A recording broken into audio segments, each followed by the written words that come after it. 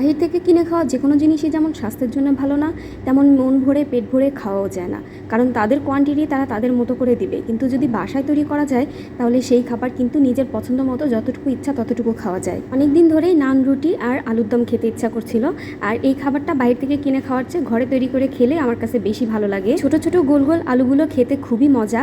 এগুলো নাকি বগুড়ার আলু। তো বাইরে থেকে কিনে নিয়ে আসার পরে এই আলুগুলো দিয়ে চিন্তা করছিলাম যে আলুর দমই তৈরি করব। সময় কম থাকার কারণে আলুগুলোকে আমি প্রেসার কুকারে 2-3টা সিটি দিয়ে একদম সিদ্ধ করে নিছি, আর তারপর ছিলে এগুলোকে মাংসের মতো করে রান্না করে নিলাম। আলুর দমটা যাতে খেতে একটু ক্রিমি ক্রিমি টাইপসের লাগে সেজন্য আমি এর মধ্যে পাউডার মিল্ক অ্যাড করে দিছি, হালকা একটু পানি দিয়ে গোলায় তারপর সেটা অ্যাড করে দিছি, যার কারণে আলুর দমটা খেতে খুবই মজা হয়েছিল। আর আমি আগে থেকে যে নান রুটি তৈরি করার জন্য আটার ডোটা তৈরি করে রেখেছিলাম ইস্ট দিয়ে, সেটাকে খুব ভালোভাবে মথে নিয়ে একটা শেপ দিয়ে দিলাম রুটির।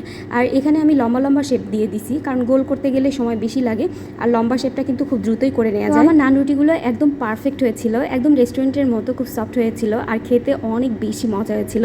তো এবার আমি সার্ভ করে নিলাম, আর আলুর দমটাকে একটা বাটিতে করে তুলে নিয়ে তার মধ্যে এবার নান রুটিটা দিয়ে খাওয়া শুরু করে দেবো। সত্যি বাহির থেকে কিনে খাওয়ার কোনো প্রয়োজনই নাই, এভাবে যদি ঘরে তৈরি করে খাওয়া যায় তাহলে যত ইচ্ছা তত খাওয়া যাবে, একদম মন ভরে প্রাণ ভরে খাওয়া যাবে।